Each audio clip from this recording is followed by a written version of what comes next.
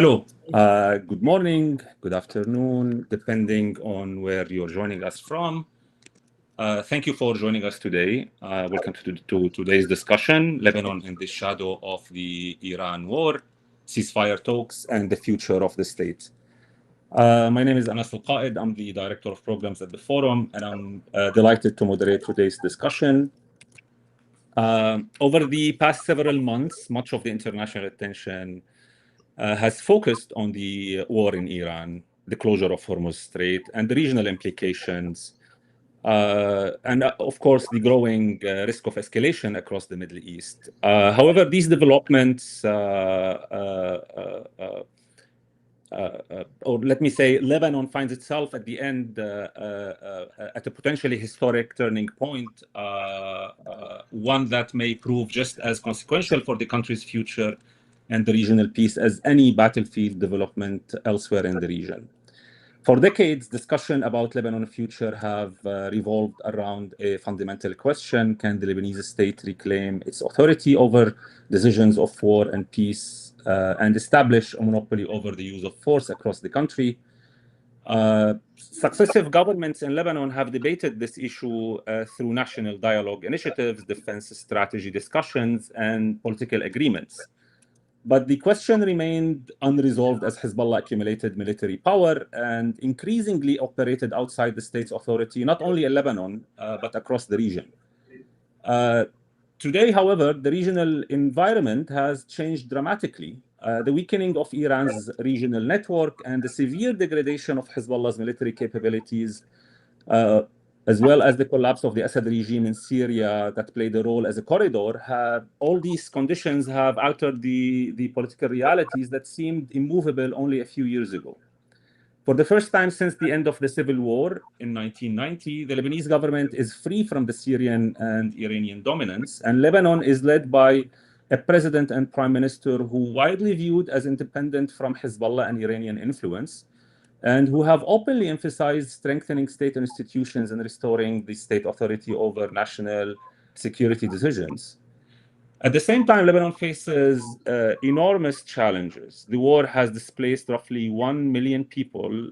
This is almost 20% of the Lebanese population. It damaged communities across the country and deepened an already severe economic crisis.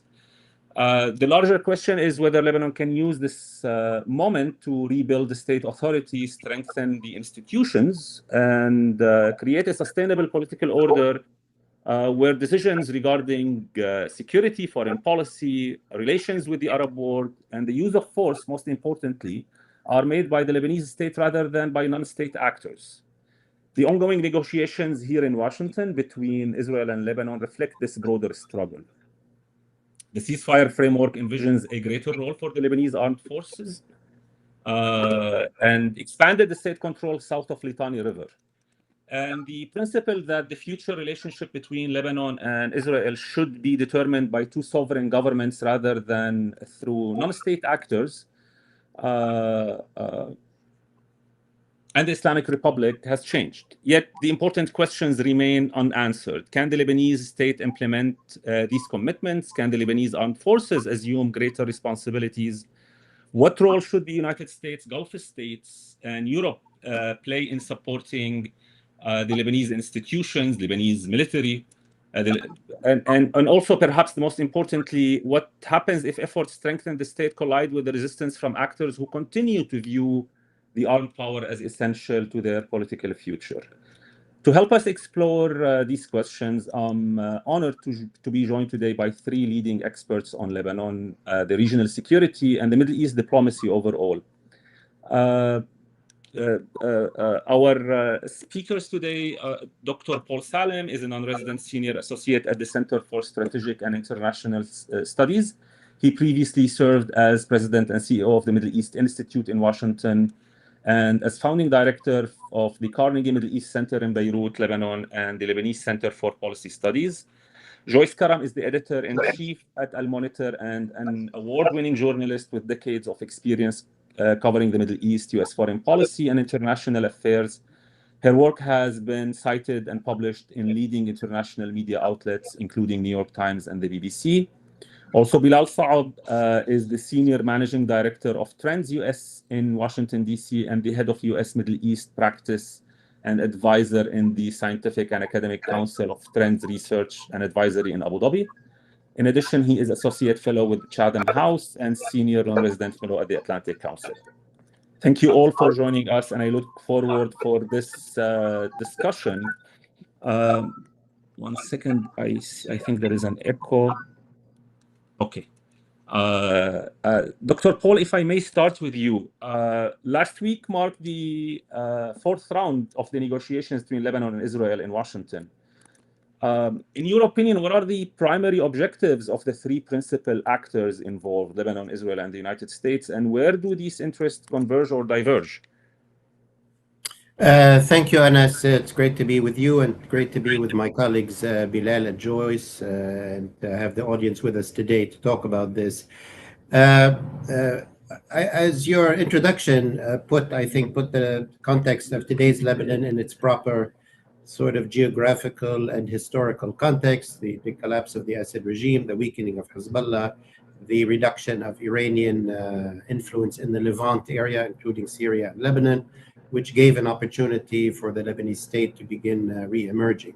Those remain the important dynamics. Now, the talks in Washington were the idea of the Lebanese president right after the IRGC and Hezbollah plunged Lebanon into the wider U.S.-Israel-Iran war. This was back in March 3 months ago, and Lebanon was dragged into the middle of this wider war.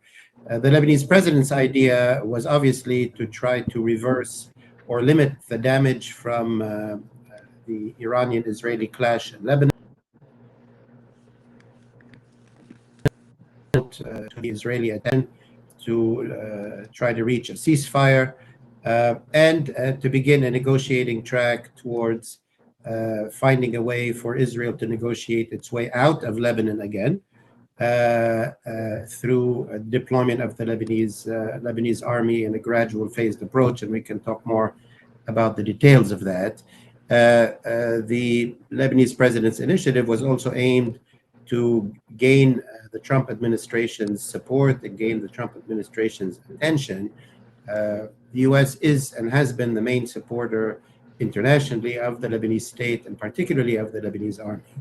And the war that Lebanon was dragged into was an American-Israeli war on Iran that the IRGC decided to drag. So engaging with the U.S., engaging with the Trump administration is a very strategic issue for the Lebanese state and for the Lebanese government.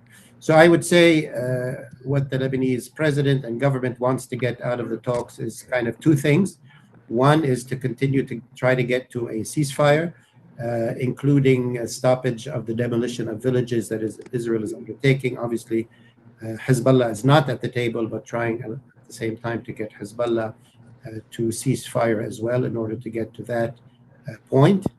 And then begin urgently negotiating the return of civilians to areas of the south that have been evacuated, and to negotiate the redeployment of the Lebanese army to those areas in the south, and begin negotiating an Israeli withdrawal from Lebanon. Lebanon has made clear that it's very willing to reach a permanent cessation of hostilities agreement with the state of Israel if and when full withdrawal is accomplished, and if the Lebanese state is helped to reestablish sovereignty over its territory. It would like to reach that permanent cessation of hostilities.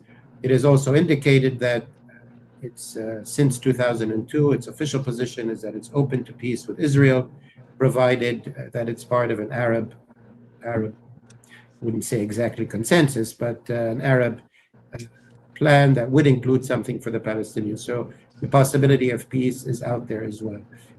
From the U.S. perspective, I think there's several concerns. One, in the long term, definitely President Trump is interested in that long-term goal of securing another peace agreement between the Arab country and Israel. That's a long-term motivation.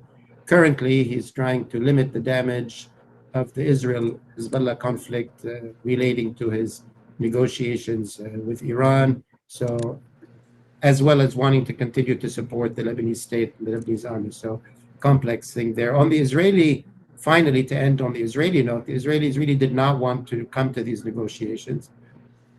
Netanyahu is in the midst of a re-election campaign. Israeli public opinion is not interested, its majority, in a ceasefire. They want to continue the war.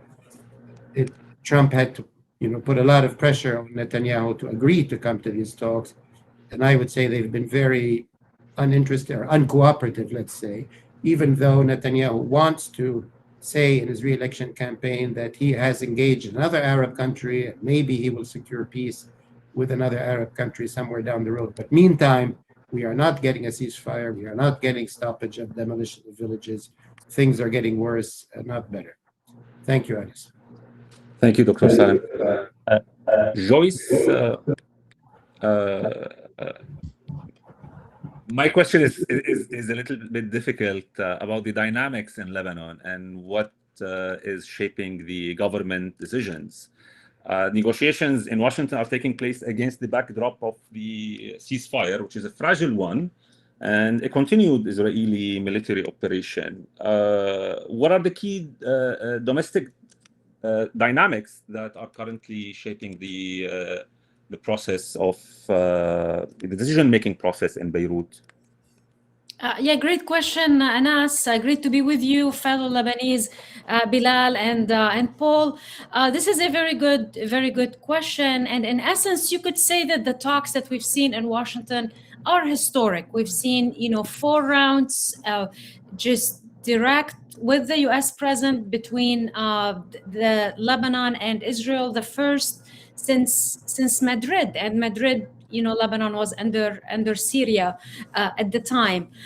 So that in itself is groundbreaking, is a big deal. However, the other dimension that you mentioned that's complicated is the situation inside Lebanon, and to come to the title of our webinar, Lebanon in the Shadow of the Iran War.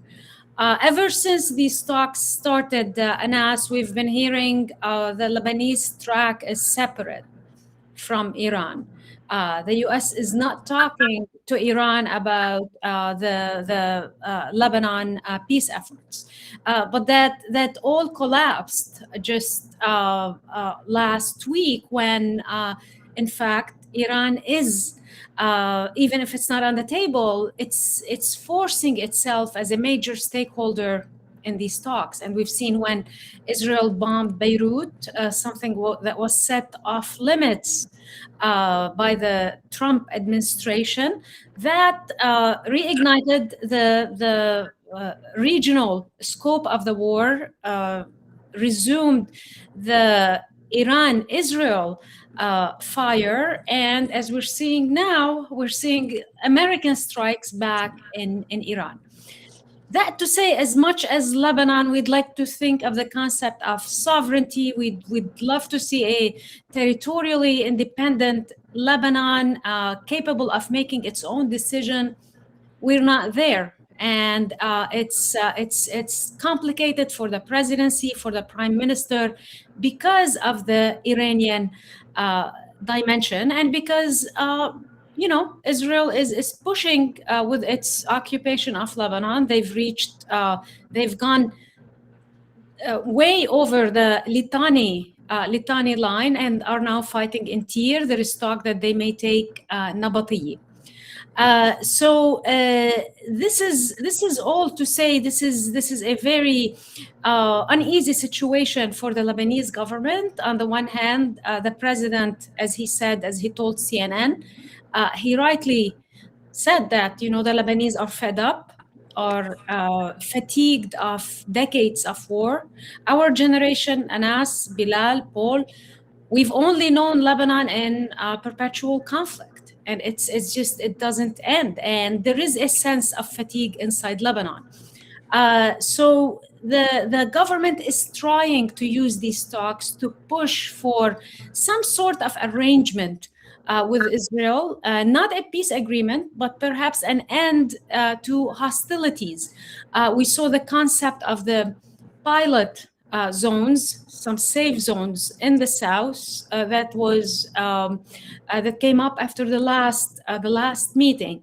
That's from what we've learned. This is mostly a Lebanese concept introduced by Lebanese envoy Simon Karam, and it's basically it's for Lebanese army to take control of some of the towns when Israel withdraws. It's a test ground to see if such a model would work to keep Hezbollah off the border and give the Lebanese army a chance to prove itself. But the bigger picture, despite sincere efforts by the administration and Beirut, it's very hard to see these talks end in a major peace agreement without the Iranian dimension being addressed, and with what Paul mentioned with the recent Israeli government, Netanyahu heading for elections. Thank you, Joyce. Bilal, you have the $1 million question. What are the scenarios, the best scenario, the best possibility for dealing with Hezbollah weapons between negotiations, Lebanese armed forces taking control of South Litani? The Hezbollah military power question has been the question since 2000, since May 2000, the withdrawal of the Israeli military from South Lebanon. Right. Thank you, Anas. Thank you, Gulf International Forum. Always a pleasure to be with Joyce and Paul, either in person or on the screen. And send my best to Dania. You guys are leading some really important work on the Middle East, so congratulations to the Gulf International Forum. Look, I'll keep it simple. The two main parties who are implicated in this, let's call it mission or objective of disarming Hezbollah is the Lebanese government and Israel. Now, there are others who might be affected by this process, especially if it's a satisfactory outcome. That would be the United States and the Gulf states, right? But they're not directly implicated. So let me just focus on these two parties. And the reason being is that they're looking at this challenge in very different ways. So when you have a diagnosis on each side that is dramatically different, logically, each party tends to adopt different solution sets. And this is where I agree with Paul and Joyce. This is where the purpose of the negotiations lies. This is why these negotiations are important, to try to find some sort of common ground regarding this common challenge, right? It doesn't have to be formally coordinated, doesn't have to be a joint strategy, but at least identify some areas that overlap that could take this process and move it forward. How do they see it differently? For the Israelis, it's rather straightforward. It's always been security focused. As long as Hezbollah doesn't lob any drones or projectiles across the borders, then frankly, they don't care about what Hezbollah does inside Lebanon. They can keep their small arms, they can be violent, they can take over the government, they can kill the entire opposition. It doesn't matter. Except that for Lebanon, it's a much heavier burden when we're talking about Hezbollah. It's not just the weapons. It's a multifaceted challenge. It's loyalty to Tehran. It's political violence, which it has actually used against Lebanese several times. It's security intelligence apparatus. It's criminal networks. It's exploitation of the financial system. I mean, you name it, right? It's like an onion with a million layers to it that you got to peel. Okay, so how do you find common ground between these two? Because obviously, the Israelis have no patience for any of these other challenges. They don't concern them, and so they're going to continue to focus on the military aspect. But what I have been arguing for some time, and I think it should be quite obvious for anybody looking at this problem set, is that every single aspect of the Hezbollah challenge are sort of like all interconnected. You can't just look at the issue of the weapons without addressing the other stuff. And that other stuff, only the Lebanese government can address. Israel has no ability, no willingness whatsoever to address its criminal networks, its political violence, any of those things, right? And the other challenge is that one is far less patient, that's Israel, than the other. And Beirut is sort of like on a political clock. And so there's got to be a much greater level of urgency that maybe Beirut cannot afford, right?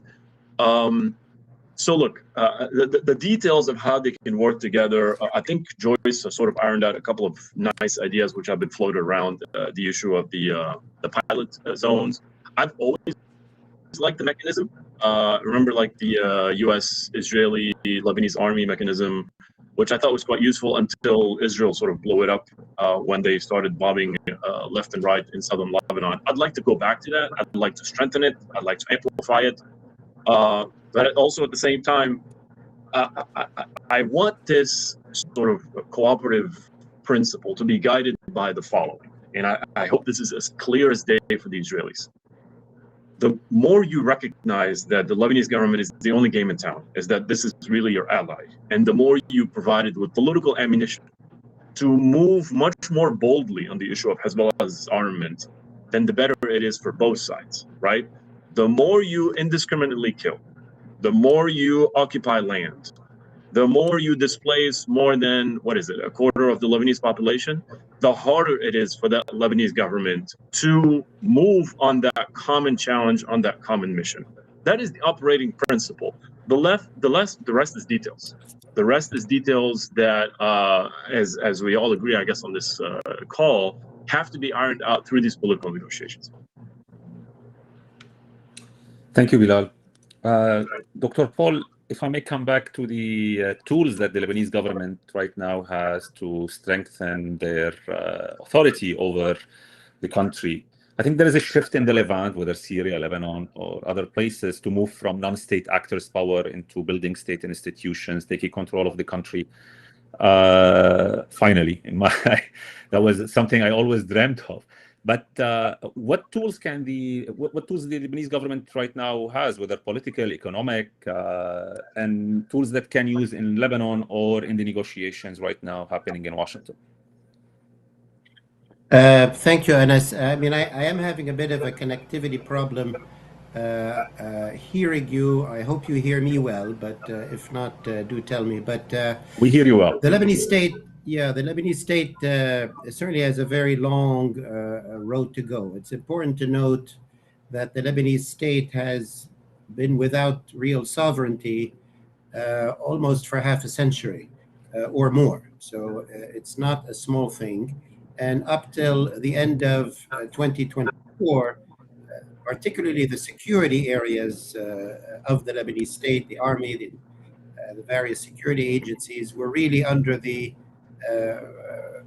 let's say influence, which is a kind word, of the Assad regime, Hezbollah, and the IRGC.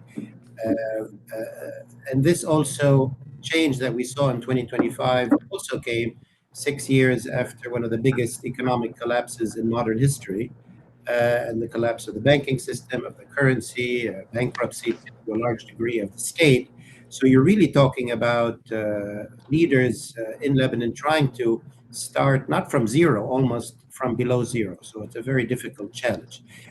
But what the state has going for it, I think, is a number of things. One is what you mentioned at the beginning, which is the historic geopolitical change in the region, which is, again, more than half a century, comes around once or twice in a century that you have this historic opportunity where now Syria is aligned in a similar alignment that Lebanon is aligned in other words, with Saudi Arabia, the Gulf, the US, Europe, Turkey, whereas for the past 60 years, Syria was generally first aligned with the Soviet Union, Lebanon was aligned with the US, Syria was aligned with Iran, the Lebanese state generally tried to manage between the Gulf and Iran. Anyway, so the geopolitical environment favors the growth of the Lebanese state.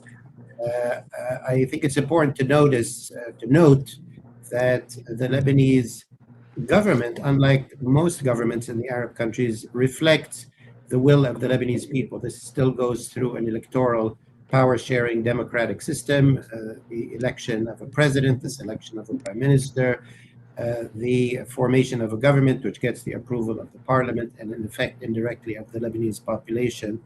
And I don't think we should underestimate that. The Lebanese population in its vast majority is committed and eager for the state to take back control of the affairs of the country and of the people. So I think there's deep support for that.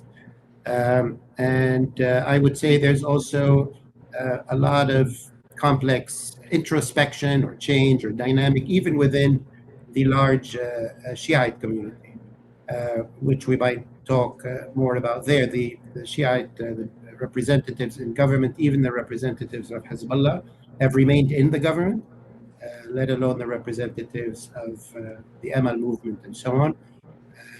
The crisis that Hezbollah has dragged the Shiite community into is the largest crisis for the Shiite community in modern history. It's much worse than the invasion of 78 or the invasion of 82 or the war of 2006 in its effects and potentially in its long-term effects. For the first time, this is a large-scale invasion which includes the utter erasing of villages, maybe never, who knows what's going to happen. It includes statements from high-ranking Israeli ministers that maybe this will be the new border of Israel. At a minimum, Israel is saying they're not going to withdraw until Hezbollah is disarmed, and there's no real timetable for the disarmament of Hezbollah. So for the Shiite community, this could be a Nakba, similar to the Nakba for the Palestinians of 48. So that's resonating very differently in the Shiite community, and that is very important. The leverage that the Lebanese state has is very limited. The Lebanese state is not a party to the war that's going on, obviously. The Lebanese state has goodwill in the Trump administration. The Trump administration is favorable towards this government. The government also has support from other friends of the U.S. in the region, Saudi Arabia, the Gulf, Turkey, and others. So it has that relationship. And I think more people in Israel are realizing that it's in Israel's long-term security interest to have a functioning state and an effective army on the other side of the border. And I think more people in Israel are beginning to figure out that that is part of the solution that they need to enable rather than undermine. Back to you. Thank you. Bilal, if I may come back to you, continuing on the point of the Lebanese state responsibility, there has been a lot of emphasis on the role of the Lebanese military long before this war. And it was a policy, I think, for the Saudis, many Gulf states, to empower the Lebanese military, hoping that this will, give them more leverage against Hezbollah's power in the region. What help does the Lebanese armed forces need from the Europeans, the Americans, the Gulf states to expand their, role and control south of Litani River? Fair enough.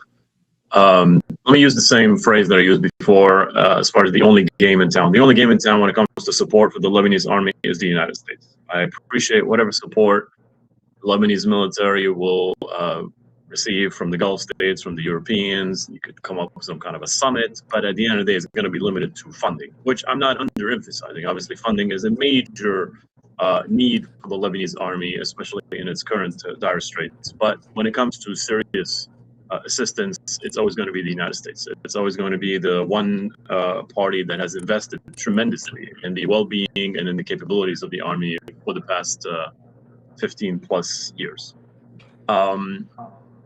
You have heard recently concerns issued by two of the most influential, I would say, senators who are Jim Risch and Roger Wicker, the chairman of the Senate Foreign Relations Committee and Senate Armed Services Committee, essentially asking for the Lebanese army to step up and to do more on the issue of Hezbollah's disarmament. Otherwise, there's this threat of suspending or discontinuing U.S. military assistance. On the other hand, you're hearing far more encouraging words coming out of the CENTCOM commander, my good friend Admiral Brad Cooper saying that we want to actually increase the funding for the Army. And I believe President Trump has also mentioned in one of his Truth Social posts, or probably one of his commentaries to the media, that we also need to support the Lebanese Army. So the truth is somewhere in the middle. And my understanding also, by the end of this month, there's going to be a discussion within the Senate about this very issue of continuing or discontinuing the military assistance to the Army. Listen, I'm going to keep it simple. If I'm the United States, you got really two options regarding the assistance to the Army. You either pull the plug completely because you really are not convinced that this is bringing a return on your investment, okay? And then you deal with the consequences, right? So that's one option, which is extreme, which obviously is one I'm not advocating. And then the other is you dramatically increase the funding. Because I come from the school and I have studied the Army and I've worked on military assistance in the Pentagon during the first Trump administration, in the entire CENTCOM AOR, and obviously Lebanon was a huge part of that portfolio. I am of the school that the status quo is unacceptable, okay? Unacceptable in the sense that it has not given the Lebanese Army enough capabilities and enough funding to take on the very tall order, not my words, the words of Brad Cooper, the tall order of Hezbollah's disarmament. So we have a saying in Lebanon is that if you want to call the bluff of someone, then just right? So my recommendation to the United States government is provide the necessary assistance and the right kind of serious package to the Lebanese Army to deliver on the issue of Hezbollah's disarmament. And if they don't, then you have firm evidence that this is really not an issue of capability, but more an issue of willingness. Now we're sort of torn in this dilemma of, is it willingness? Is it capability? Is it both?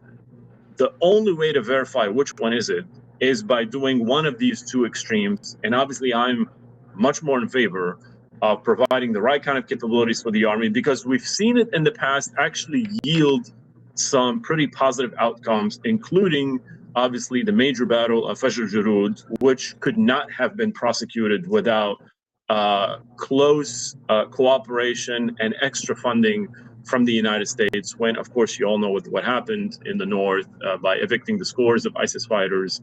And the Lebanese Army performed admirably. NATO standards, those are not my words, the words of the Pentagon at the time, which obviously I was overseeing when I was in the building itself. So two options, either pull the plug or come up with a serious assistance package for this army that is in desperate need to up its capabilities. Thank you, Bilal. I saw this. I saw you talking about this on LinkedIn several times, and I remember when I was seeing it, I was like, "Yes, Bilal, thank you. We need someone to hear this, because this is the right time to support the Lebanese army." Joyce, if I may come back to you with the negotiations, because there has been several attempts and efforts to connect the Lebanon-Israel track in Washington to the US-Iran track in Islamabad. How do you view this, and what can the United States and the Lebanese government do to preserve an independent, Lebanon-focused track that prevent the Lebanese interests from becoming subordinate to a broader regional bargaining? No, yeah, a great question, and I'm gonna be just blunt.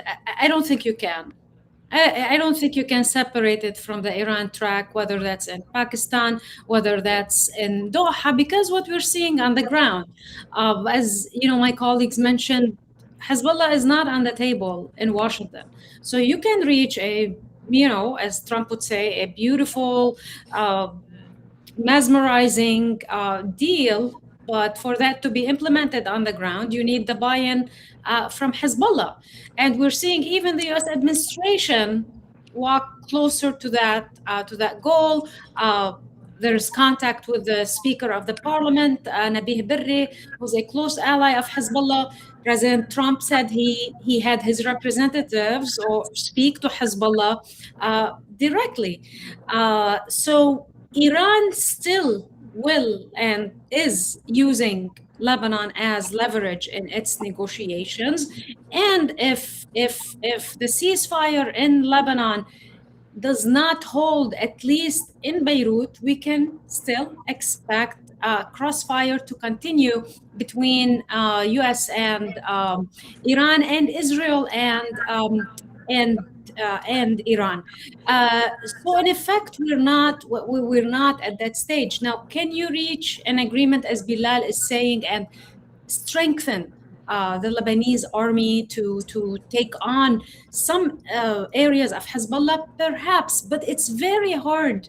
It's going to be very hard for Beirut to implement anything when you have an Israeli government that's pushing through South Lebanon. When you have, an Israeli prime minister who wakes up in the morning celebrating, mounting the Israeli flag on the Shqeif before Castle. So it's without an Israeli buy-in for a deal with Lebanon, and without some coordination with Iran and Hezbollah, this is very hard to get done. And as I would add, to Paul's point, that this is a Nakba for the Shia in Lebanon. This is a Nakba for the whole Lebanese.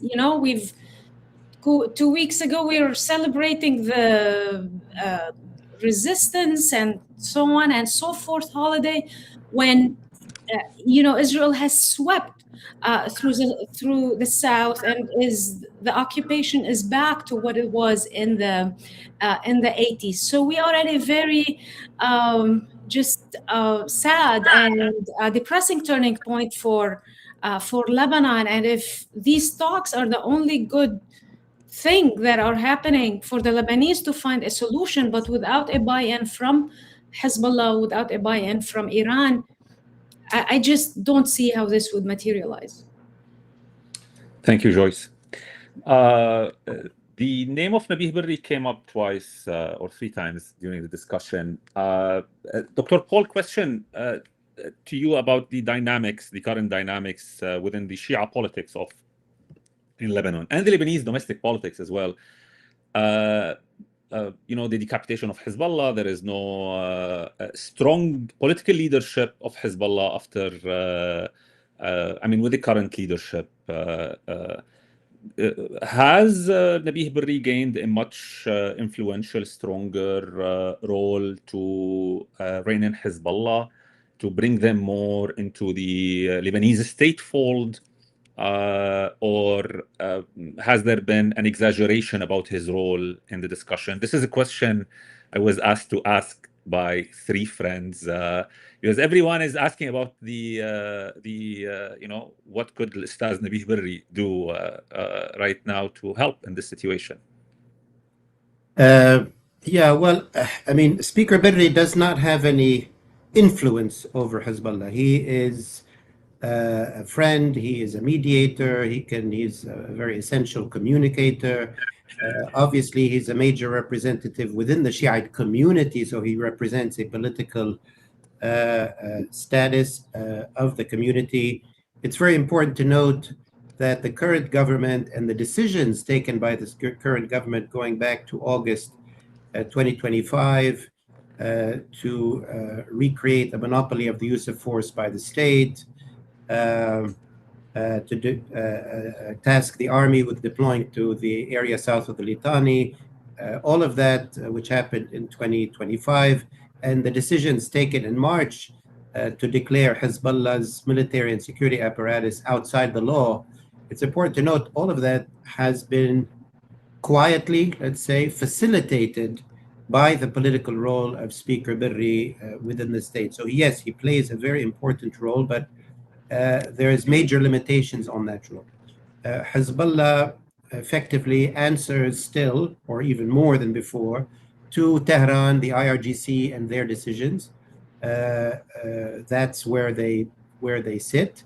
There is, I don't think, any realistic scenario where the IRGC will tell Hezbollah to disarm or tell Hezbollah to integrate into the Lebanese state. Maybe in some theoretical future that could happen, but that currently is not the case. There is nothing that Nabih Berri or the Lebanese state could offer Hezbollah within the limits of sovereignty that the IRGC would be interested in. They require an independent military organization in Lebanon that answers to Tehran to deter and serve Iranian strategic interests. It's quite simple. So no, there's nothing Nabih Berri can do to change that fundamental reality, and that's obviously, call it a weakness, call it something else.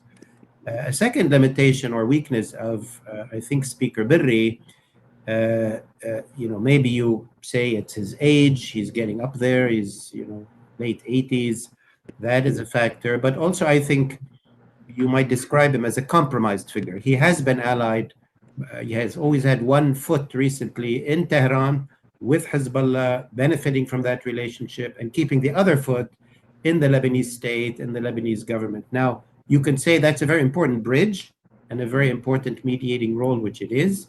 But at a time when I think the decision must be towards choosing the Lebanese state over Iran and others, I don't think he's been able to make that clean break. Maybe he's under threat. Maybe they would kill him if he tried to do that. I don't know.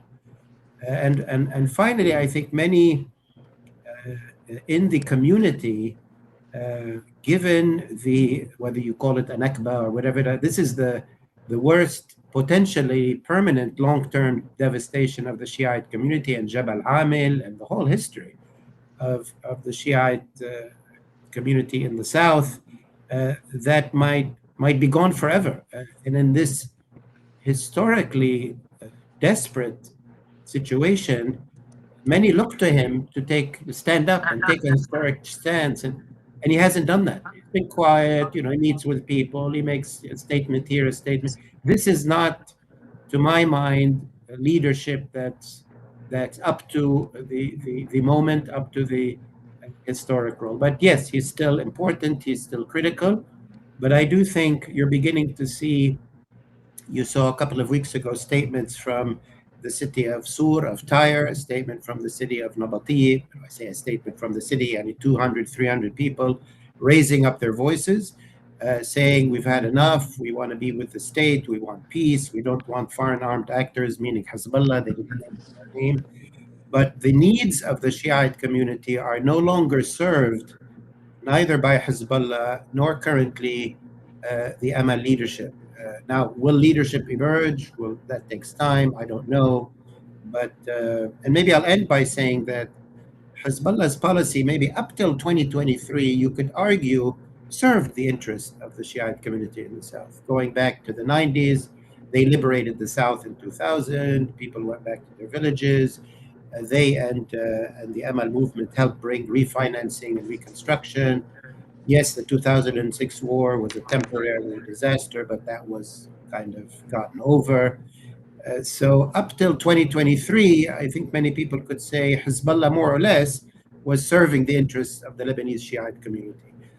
By opening a war in 2023 in support of not a Lebanese issue, but a Palestinian issue in Gaza, and dragging Lebanon into 2 years of confrontation because of Palestine, much as everybody has sympathy with Palestine, but the price was high. And then finally, dragging Lebanon and the community into this historically devastating war, clearly just for Iran's purposes. And that was crystal clear. Hezbollah did nothing when Nasrallah was killed. Hezbollah launched a war when Khamenei was killed. So there's a real disconnect there. Where it will lead to in the Shiite community and Shiite politics, nobody knows, but it's not a comfortable situation. Thank you. I'll stay in the Lebanese domestic situation and ask about the, beyond the immediate cost of this war, whether, displacement, infrastructure damage, economic losses as well.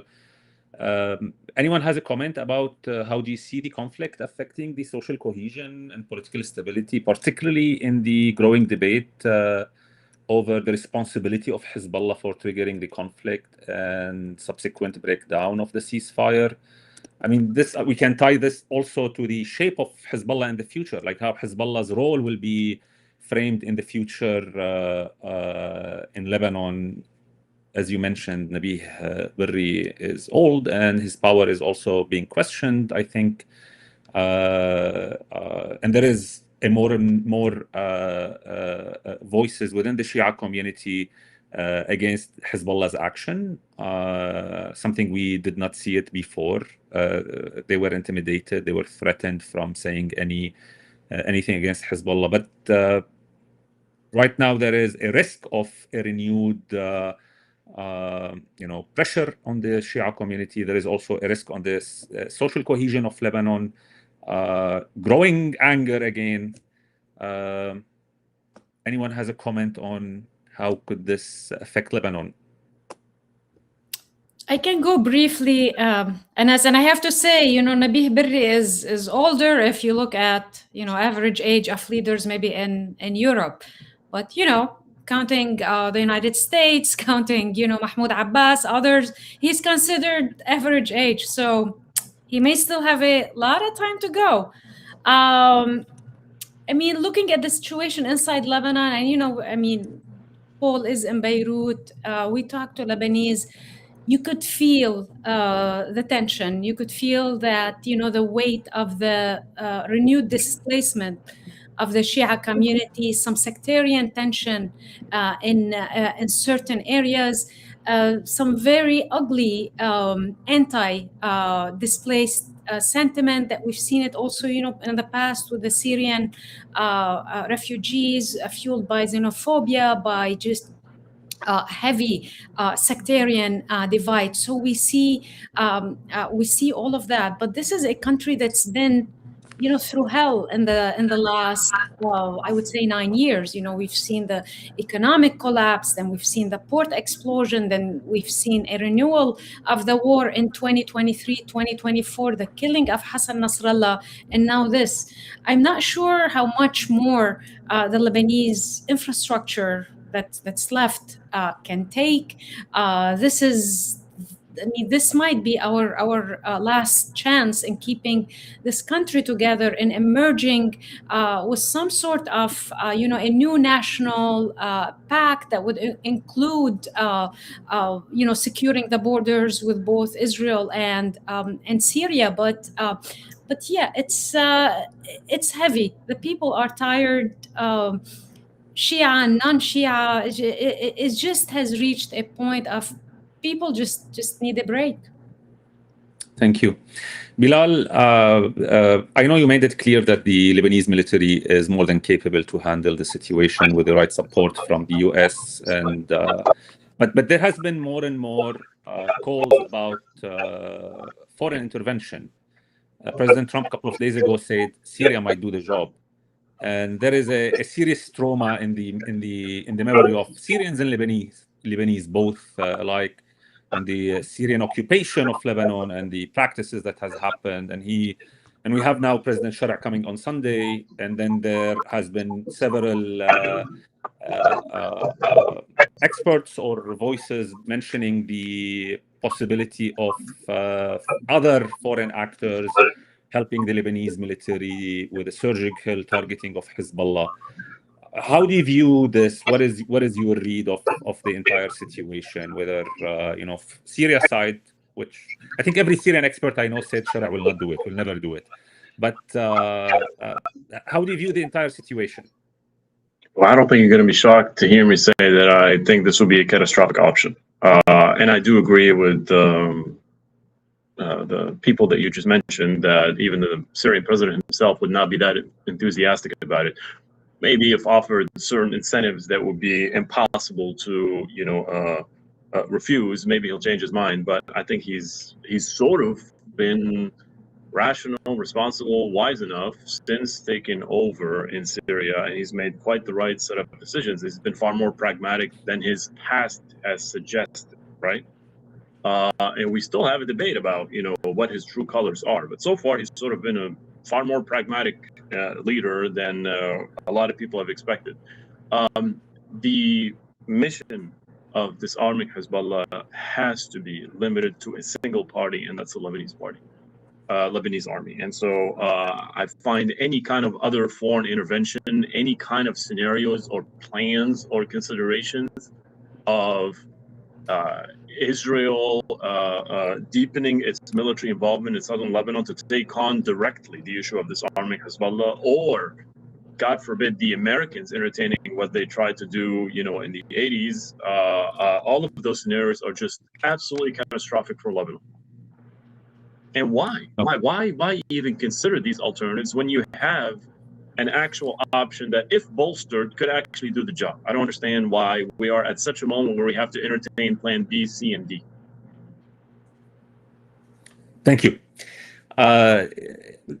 So the role of Hezbollah has been since the 80s was to push the Israelis outside the Lebanese territories, but also it filled a void on the services, the job opportunities.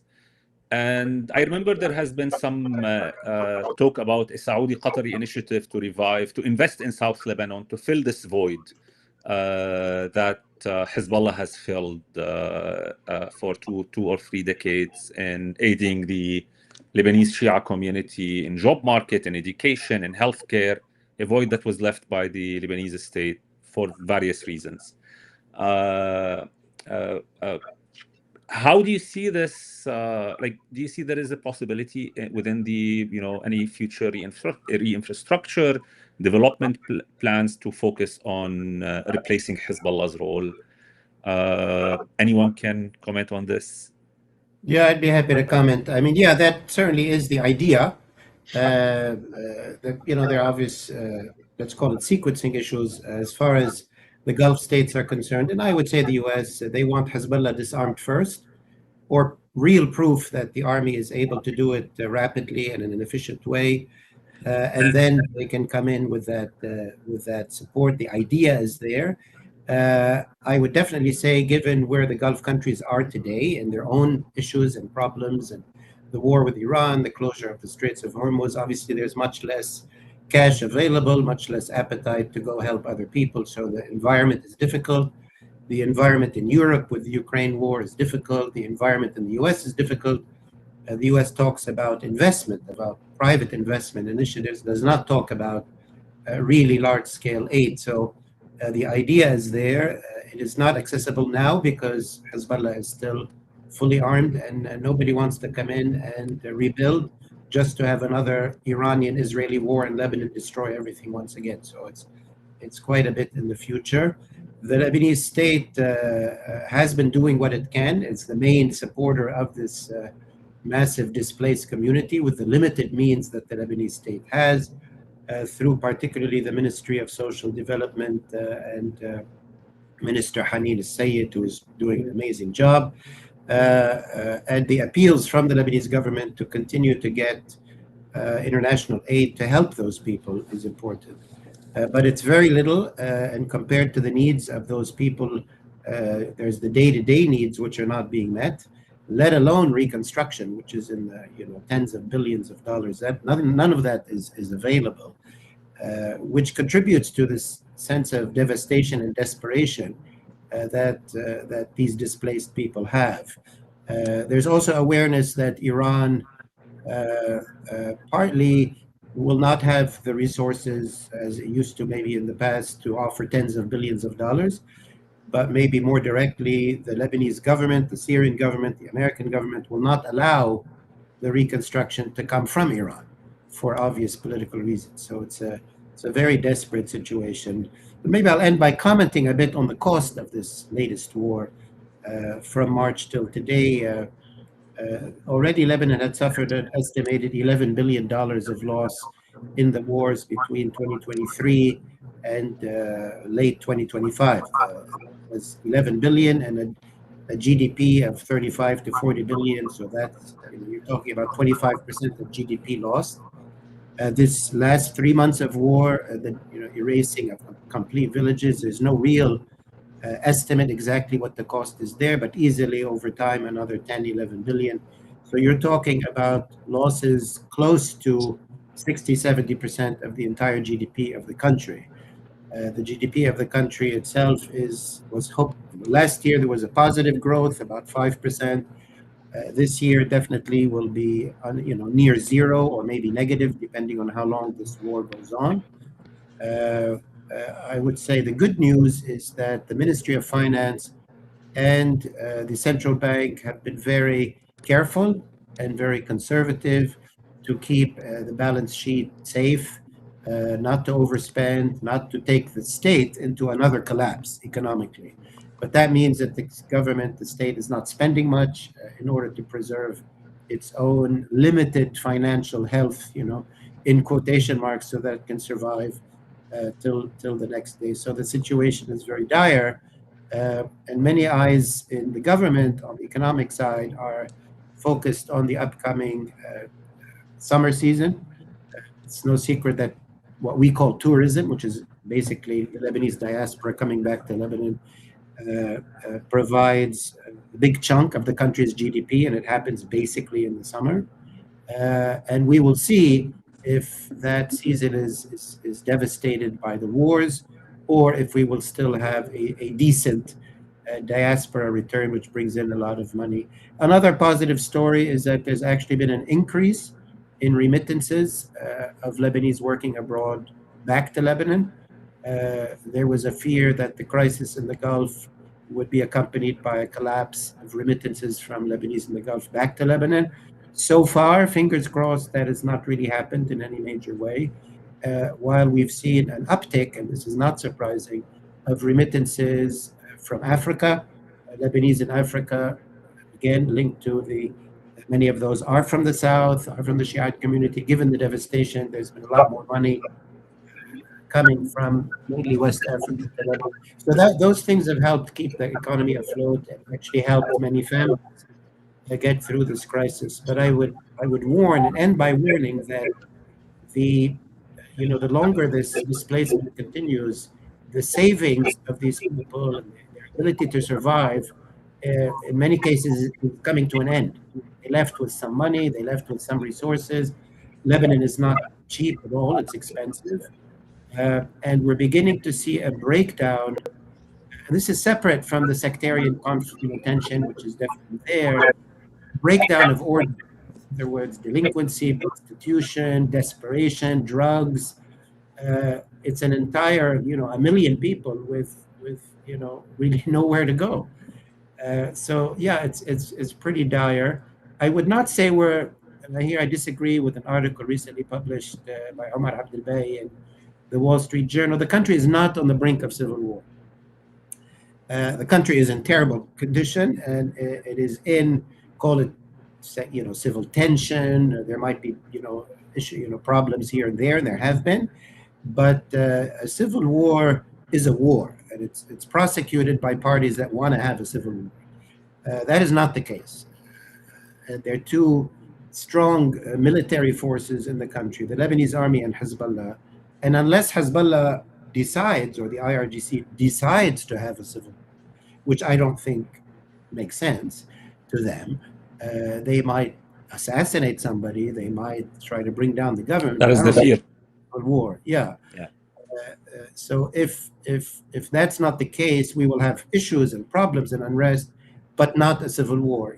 Thank God, because that would be utterly disastrous, and that would probably drag in more outside players and might drag in, again, Syria, which, as Bilal said, those are worst case scenarios. That's true. Okay, thank you, Bilal. Yes, and Bilal, also I would like you to answer about, do you have any concerns about the Hezbollah's ability to recover their manufacturing and production, mainly drones production capabilities? I mean, that's what the Israelis are trying to do. They're trying to degrade to the extent possible that, entire infrastructure. I think it's going to be more difficult with the drone capacity because that's frankly easier to manufacture. The missile piece is a lot more difficult for them to rebuild because it requires certain parts that are dependent on supply routes that no longer exist. Okay. But the challenge for the Israelis is that apparently those drones are as deadly, if not deadlier, than the missiles, right? Especially with the FPVs, which have proven to be quite effective in southern Lebanon. I wanted to make a comment about reconstruction. Yes. And I think Paul is exactly right. Without addressing the issue of Hezbollah's weapons, I don't think reconstruction is going to happen. And this point is not theoretical. I mean, we've seen it 20 years ago in 2006, right after the war between Israel and Hezbollah, when Qatar stepped in and offered a large sum of money to reconstruct the country, except that it was done without, once again, addressing the issue of Hezbollah's weapons. And here we are, 20 years later, We are in this situation precisely because we did not tackle the issue holistically. And so I don't suspect anyone, including Qatar or any other Gulf state, to really step in, put in an investment in Lebanon without addressing first the very difficult challenge of Hezbollah weapons. Yes, Paul. Anas, yeah, an interesting point. I would point people to an interesting article that was published in War on the Rocks a couple of days ago by somebody who was formerly on the Lebanese port, or still is on the Lebanese port authority. Very interesting and detailed article that explains how Hezbollah brought in pretty much all of the parts for their drones through the Lebanese port. In a very clever way. They brought in some fiber optic cables by themselves, and fiber optic cables can be used for 100 different things, and for the internet. And they came in legally. Then they brought in some drone propellers separately, which is okay, that you can sell. Drones is not illegal per se. And then they assembled all of that, and they're producing fiber optic drones in Lebanon. The point being that these came through the port, the scanners saw them, but the AI and so on didn't pick up the different pieces that, hey, wait a minute, these look like they're going to be producing fiber optic drones. What the optimistic point about this is that, as Bilal was saying, their avenues for bringing in equipment are dwindling. Now, they're very clever. They have still many ways they can do. But the Lebanese state, as it does more and more, as it learns, as it gets more support, as the Syrian state, what's required of the Syrian state is please don't enter the Bekaa Valley, but control your territory, the borders, smuggling, and control your borders. The same is required of the Lebanese state.